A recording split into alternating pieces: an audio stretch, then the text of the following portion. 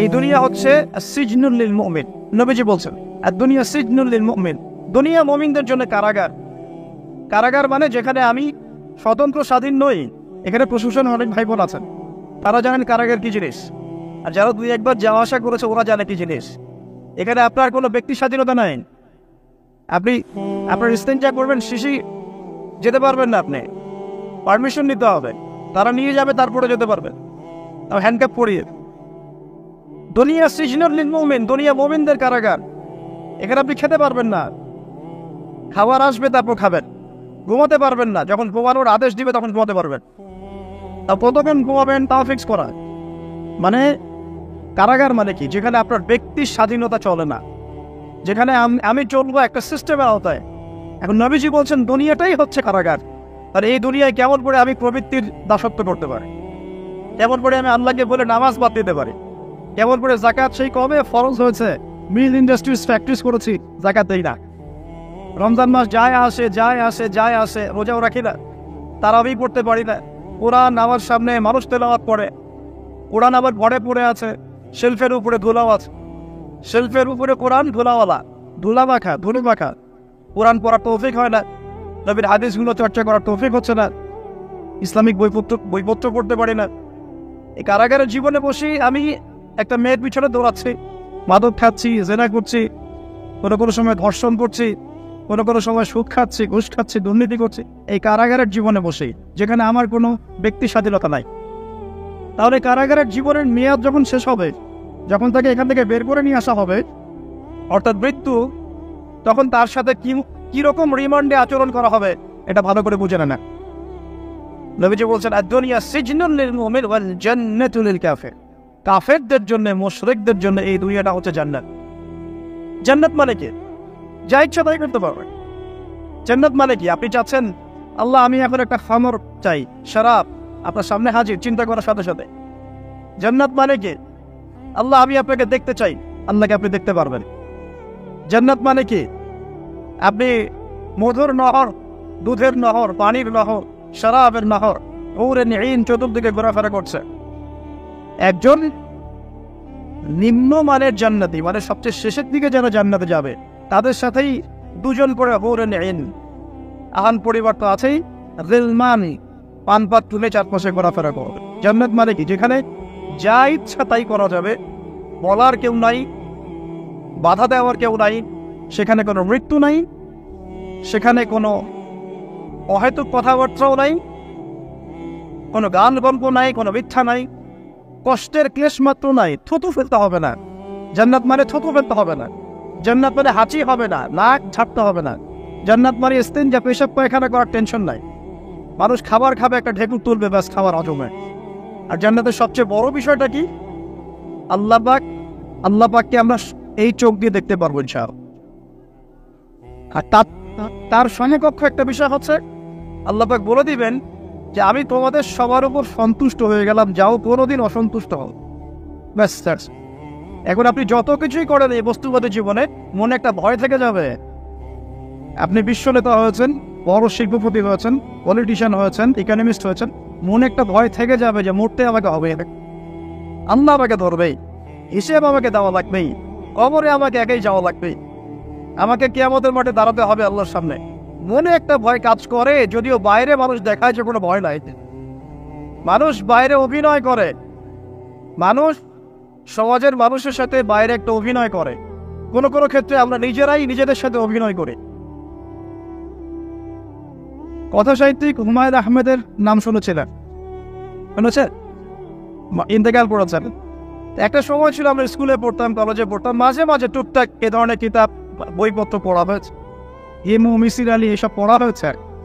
শরৎচন্দ্র, বঙ্কিমচন্দ্র, রবীন্দ্রনাথ, নজরুলের কবিতাগুলো, even Shakespeare, Adam Smith সহ, যিনি অর্থনীতির জনক। যাই হোক, তিনি তার বইয়ের মধ্যে লিখেছিলেন যে এই পুরো দুনিয়াটা হচ্ছে অভিনয়ের মঞ্চ।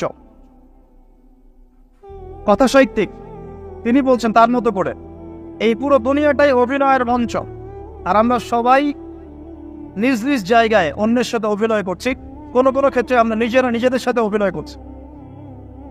তিনি বলছিলেন আমরা সবাই অভিনেতা, আর সবচেয়ে বড় অভিনেতা হচ্ছে পলিটিশিয়ানরা। কারণ তাদেরকে অনেক বড় মঞ্চে অভিনয় করতে হয়। এটা আমার কথা না, হুমায়ুন আহমেদের কথা, পড়ে দেখেন। তো আল্লাহ পাক পাঠিয়েছেন তার ইবাদত করতে, আর এই বস্তুবাদী জগৎ আমাদেরকে ভুলিয়ে দিল কিভাবে? কয়েকটা প্রলোভন দিল। প্রথম প্রলোভন হচ্ছে টাকা, তারপরে জীবনে কি করব প্রতিষ্ঠিত হওয়ার চিন্তা, তারপরে চাই চাই আরো চাই এই একটা আকীদা দর্শন, তারপরে আমার স্ত্রী সন্তান আহান পরিবারের কি হবে, আর আরেকটা দর্শন আছে, এটাকে বলে চারবার দর্শন। এবং দুঃখের সাথে বলতে হয় আমাদের রবীন্দ্রনাথ ঠাকুর কিন্তু এই দর্শনের মানুষ ছিলেন। চারবার কিরকম? তার কবিতা পড়লে দেখবেন লেখা আছে, দুহাতে যা পাও হাত পেতে নাও, দুহাতে যা পাও হাত পেতে নাও, বাকির খাতা শূন্য থাক, বাকির খাতা শূন্য থাক। ঠিক চারবার দর্শন। এটা ফিলোসফি পড়েছেন, এখানে অনেক টিচারও আছেন আমি জানি, তারা এই কথাগুলো বুঝবেন। চারবার দর্শন কেমন? ঋণ করে ঘি খাও, ঋণ করে ঘি খাও, যতদিন বাঁচবে সুখে বাঁচবে, এটা হলো চারবার দর্শন। তো দুহাতে যাবো হাত পেতে নাও, বাকির খাতা শূন্য থাক, মিল আছে না? ঋণ করে হলো ঘি খান, যেভাবে হোক ঘি খান না, মানে ঋণ করে হলো ঘি খান, যতদিন বাঁচবেন সুখে বাঁচবেন। তাহলে এই দর্শনগুলো বস্তুবাদী না? বুঝতে পারছেন কিনা? মেটেরিয়ালিজম, বস্তুবাদিতা, মানে আপনি চোখের সামনে যা দেখছেন এই দুনিয়া, যেভাবে অর্জন করে নেন, বাকির খাতা শূন্য থাক। ইসলামিক কনসেপ্ট এর টোটাল ডিফারেন্ট কনসেপ্ট। ইসলামের ঈমান, আকীদা, ইসলাম, পরকাল, মুহাম্মদ সাল্লাল্লাহু আলাইহি ওয়াসাল্লামের আদর্শ সম্পূর্ণ ডিফারেন্ট। আমরা বলি কি, এই দুনিয়াতে আমরা মুসাফির, দুনিয়াতে আমরা কি মুসাফির, কে কতদিন থাকবো কোনো ঠিক নাই। নবীজি বলছেন, হে আব্দুল্লাহ বিন ওমর, তুমি দুনিয়াতে মুসাফিরের মতো থাকো, সকালবেলা উঠলে সন্ধ্যার অপেক্ষা করো না, সন্ধ্যাবেলা হলে সকালের অপেক্ষা করো। দর্শনের মধ্যে কত পার্থক্য না, আকাশ পাতাল পার্থক্য না? এখন যদি এই বস্তুবাদী দর্শন নিয়ে আপনি চলাফেরা করেন, তাহলে তো আপনার লাইফের অ্যাম্বিশন হবে একটা ফ্ল্যাট, আর ওইটা এনি হাও আপনাকে অ্যাচিভ করতে হবে, legal way or illegal way, আপনাকে অ্যাচিভ করতেই হবে, যেহেতু আপনার মোটিভটা হচ্ছে মেটেরিয়ালিজম, বস্তুবাদিতা। আর নবী সাল্লাল্লাহু আলাইহি ওয়াসাল্লাম কি বলছেন? সকালে ঘুম থেকে উঠলে সন্ধ্যার অপেক্ষা করো না, সন্ধ্যা বেলায় থাকলে সকালের অপেক্ষা করো না। তুমি দুনিয়াতে মুসাফিরের মতো থাকো, তোমার যতটুকুতে দুনিয়া চলে যায় এতটুকুতে সন্তুষ্ট থাকো। নবী যে বলছেন, তোমরা হাঁটবে যখন রাস্তায় চলাফেরা করবে, তোমাদের উপরের দিকে দেখবে না তোমাদের উপরে কারা আছে, অলওয়েজ দেখবা তোমাদের নিচে কারা আছে, তোমাদের চেয়ে খারাপ কারা আছে। এক ভাইকে আপনি দেখবেন আপনি সুস্থ, তার হাত নাই। আরেক ভাইকে দেখবেন আপনি সুস্থ, তার চোখ নাই। এক ভাইয়ের পা প্যারালাইজড হয়ে গেছেন, এক ভাইয়ের বডি প্যারালাইজড, একজন হার্টের রোগী, একজন ডায়াবেটিসের রোগী। আপনি সুস্থ আছেন, অথচ ওই ব্যক্তির অনেক টাকা পয়সা আছে, আপনার নাই। এখানে কে ধনী বলেন দেখি, আপনি না সে? আপনার সুস্থতা আছে। আরেক ভাইয়ের অনেক বড় বড় ফ্ল্যাটস, কিন্তু আপনার এতটুকু নাই, ছোট্ট একটা বাসা। আপনার কষ্ট লাগে, আমারও যদি এমন হতো। ওই বাসায় গিয়ে দেখলেন যে ইন্টারনালি সে ব্যক্তি সুখে নাই, তার পরিবারে অশান্তি, তার পরিবারে হৃদ্যতা ভালোবাসার বন্ধন নাই, আপনার পরিবারে আছে। একটা রিক্সাওয়ালা সারাদিন রিক্সা চালিয়ে 400-500-1000 টাকা আর্ন করে বাসায় চলে গেল, গিয়ে বাসা আলু ভর্তা, ডিম ভাজা, ডাল দিয়ে ভাত খাচ্ছে, সুখে আছে, দিন বউয়ের সাথে গল্প করছে, চাঁদ দেখছে। আর সেই তো কবে আপনি ওয়াইফ কিনে চাঁদ দেখেছেন ঠিক নাই। আপনি টাকা অর্জন করার নেশায় বছরের পর বছর স্ত্রী থেকে দূরে আছে, দেখারই সৌভাগ্য হয়। আসলে সুখ কাকে বলে? সুখটা কি জিনিস? ঢাকাবাসীকে সুখ বোঝানো দরকার। সুখটা কি জিনিস? যখন আপনি বা আমি নিজেকেও বলছি, যখন আমরা আল্লাহকে পাবো, আল্লাহ পাকের ইবাদতের মধ্য দিয়ে, রাসূলের সুন্নতের মধ্য দিয়ে অল্পে তুষ্ট থাকতে পারবো, যা আছে এতে শুকরিয়া আদায় করবো, আপনার চেয়ে সুখী মানুষ দুনিয়াতে কেউ নাই দুনিয়া। কিন্তু বস্তুবাদিতা আপনাকে এই আকীদা আদর্শ থেকে সম্পূর্ণ ডিমোটিভেট করে দেবে।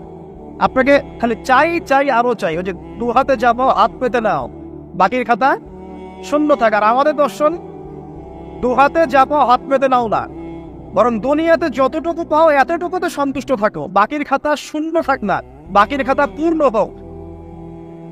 মানে পরকালটা বাকির খাতা না, পরকালের বাকির খাতাটা পূর্ণ হোক। প্রয়োজনে দুনিয়ার সব চলে যাক, প্রয়োজনে দুনিয়ার সব যদি চলেও যাক, তারপরে বাকির খাতা কি হোক? পূর্ণ হোক। এটাই আল্লাহ রাব্বুল আলামিন সূরা আ'লার মধ্যে বলছেন, বাল তো